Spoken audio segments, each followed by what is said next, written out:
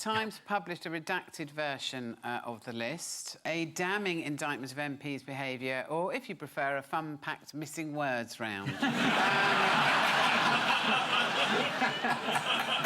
I mean, here's one, for example. Minister likes to have intercourse with men who are wearing women's what?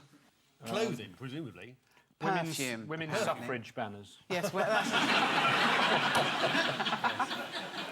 Lloyd George again. OK, try the next one. Tory MP takes his what to the cinema? Own sweets. That's just sensible. It's personal trainer. There we go.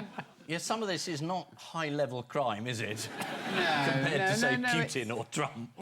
But okay, if I can just say, as the only representative of the female gender here today, I know it's not high level, but it doesn't have to be high level for women to feel under siege in somewhere like the House of Commons. And actually, for women, if you're constantly being harassed, even in a small way, that builds up and that wears you down.